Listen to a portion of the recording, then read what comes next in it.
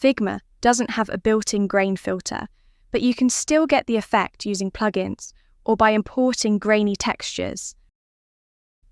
Figma's vibrant plugin ecosystem offers several tools that make adding grain fast and flexible. Install the plugin.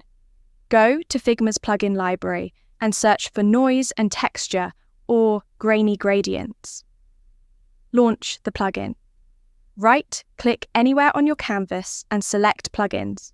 Customize the effect. Adjust grain amount, contrast, and overlay blending to your liking.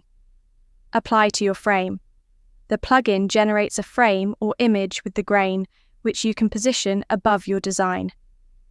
Option 2. Import a grain texture image. Step by step, download a grain texture.